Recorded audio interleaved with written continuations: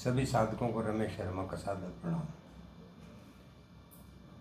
प्रिय साधकों, जब हम भक्ति की बात करते हैं तो मुख्य रूप से दो पहलू उभर कर आते हैं, एक आस्तिक और एक नास्तिक। वस्तुतः आस्तिक शब्द का नाम लेते ही एक तस्वीर जो आमतौर पर उभरती है तो यही कि जो ईश्वर की पूजा करता है, अर्चना करता है, धार्मिक कार्यों में संलग्न रहता है, रुचि रखता है। परंतु संतों ने आस्तिक शब्द की परिभाषा कुछ और ही दी है। आस्तिक शब्द अस्तित्व से बना है और अस्तित्व का अर्थ है कि किसी चीज़ की एग्जिस्टेंस। हम अक्सर ये तो मानते हैं कि ईश्वर है, मानते हैं लेकिन जानते नहीं। हम जानते हैं लेकिन उस चीज़ को मानते नहीं हैं। हम सब ये जानते हैं कि ईश्वर है, परंतु उसके अस्तित्व को मानना सिर्फ यही नहीं कि लोगों ने कहा और हमने मान लिया। माना तभी जाता है जब आप किसी चीज़ को स्वयं अनुभव करते हैं, क्योंकि अनुभव करने के बाद ही आप उस चीज़ के बारे में एक निश्चित पुख्ता राय रखते हैं जो आपके आगे काम भी आती है। यानी कि जब हम ईश्वर को मानना लेकिन ईश्वर को जानना ज़्यादा जरूरी है। एक कथा, एक प्रसंग आता है कि एक राजा का पुत्र भगवान बुद्ध का अनुयायी बन गया और भगवान बुद्ध ने उसे भिक्षाटन के लिए भेजा। उन्होंने कहा कि फलां जगह एक स्त्री है और तुम्हें उसके यहाँ भिक्षा लेने जाना है। अब क्योंकि वो राजा का पुत्र था तो उसकी जो आदतें थी, स्वभाव था, वो राजा की तरह ही था, किंतु वो भिक्षुक बन गया था तो कुछ जीवन में थोड़ा थोड़ा परिवर्तन आना शुरू हो गया था। अब जैसे ही वो वहाँ से निकला और उस स्त्री के जो स्थान था वहाँ तक जाने के लिए अपने रास्ते पर जा रहा था, तो अब वो रास्ते में ये सोच रहा कि भिक्षा में क्या मिलेगा, भिक्षा मिलेगी नहीं मिलेगी, कैसे मांगूंगा। करते करते धीरे धीरे चलते चलते वो उसके द्वार पर पहुंच गया। उस स्त्री ने उसे देखा और उसने कहा कि तुम दूर से चल कर आए हो, भूख लगी हुई, कुछ खाना खा लो। अब शिष्य ने कहा ठीक है। अब वो सोच रहा है कि ये मुझे क्या खाना देगा। मैं राज परिवार में पला हुआ, एक से एक स्वादिष्ट भोजन व्यंजन मेरे सामने आते थे, क्या मुझे वैसा खाना मिल पाएगा।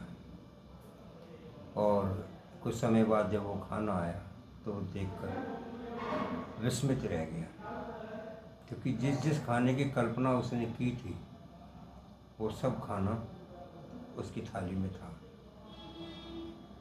अब आश्चर्य मिश्रित भावों के साथ उसने वो खाना खाया और खाना खाने के बाद उसके मन में यह आया कि इतना अच्छा खाना खाने के बाद अगर थोड़ी देर विश्राम करने को मिल जाए तो आनंद आ जाए। उस स्त्री ने कहा कि बनते, आपने खाना खा लिया है और आप चाहें तो विश्राम कर सकते हैं। अब वो शिष्य जो है बहुत ही हैरान हुआ। खैर वो उसने थोड़ी देर विश्राम किया। विश्राम करने के बाद जब वो जाने लगा तो उसके मन में यही एक विचार था कि क्या मुझे यहाँ पर कल भी आना पड़ेगा और क्या कल भी मुझे इसी तरीके से खाना मिलेगा, इस तरह आराम करने को मिलेगा। तो उस स्त्री ने कहा कि बनते, तुम ऐसा क्यों सोचते हो कि तुम्हें जो आज प्राप्त हुआ है वो कल प्राप्त नहीं होगा, शंकित क्यों। अब तो वो शिष्य जो है बुरी तरीके से घबरा गया। अब उसके मन में एक बात आई कि मैं जो कुछ भी सोच रहा हूँ वो पहले ही इस स्त्री के मन पर अंकित हो जाता है, और वही बातें वो मुझे दोहरा देती है, मुझे कह देती है। उसके मन में जो है एक भय व्याप्त हो गया, और वो भागा भागा भगवान बुद्ध के पास पहुंचा। भगवान बुद्ध के पास जब पहुंचकर उसने प्रणाम किया और कहा कि गुरुदेव, आप मुझे जहाँ मर्जी भिक्षा के लिए भेज दीजिए, किंतु मैं उस स्त्री के पास नहीं जाऊँगा। तो भगवान बुद्ध ने कहा, क्यों, ऐसा क्या हुआ, तुम ऐसा क्यों कह रहे हो? तो उस शिष्य ने कहा कि भगवान, वो स्त्री जो है मेरे मन के भावों को समझती है। मेरी कोई भी बात नहीं है जो उससे छुपी हुई हो, और मैं आपके समक्ष ये बात स्वीकार करना चाहता हूँ कि उस स्त्री को, सुंदर स्त्री थी, उसको देखकर मेरे मन में जो है काम वासना जागृत हुई, उसके प्रति अनाचार के भाव जो है वो जागृत हुए। अब आप ही बताइए, मैं उस स्त्री के पास किस मुंह से जाऊँगा? तो भगवान बुद्ध ने कहा कि जाना तो तुम्हें पड़ेगा ही, क्योंकि ये मार्ग जो है इतना सरल नहीं है। तुम इससे भागने के बजाय इस पर विजय पाने का प्रयत्न करो। भावों को आने दो, लेकिन उन भावों का प्रभाव जो है वो अपने मन पर मत आने दो। और जब कल तुम जाओ तो थोड़ा सजग होकर जाओ।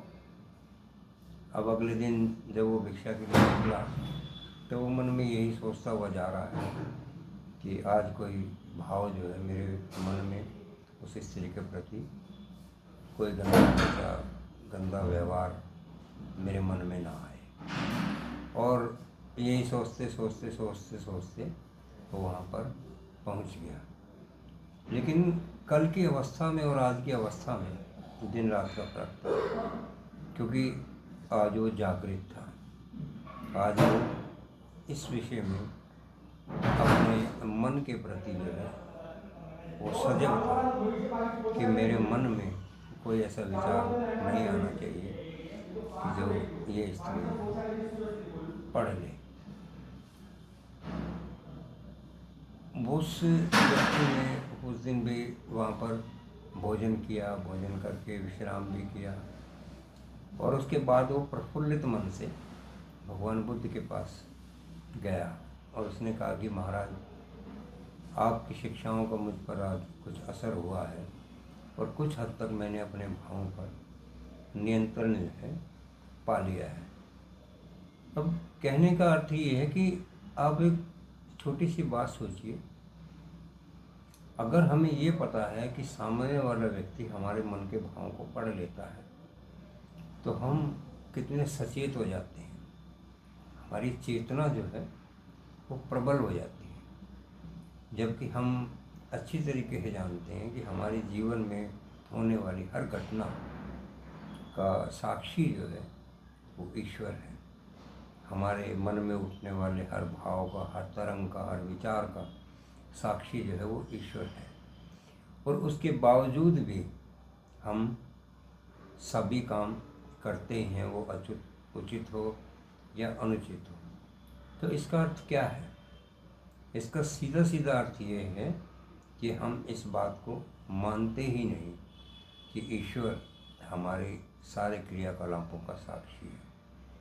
क्योंकि अगर हम इस बात को मानते हैं कि ईश्वर हमारे सभी क्रियाकलापों का साक्षी है, तो हम किसी भी ऐसे कार्य को नहीं करेंगे जो हमारी नज़र में या ईश्वर की नज़र में अनुचित है।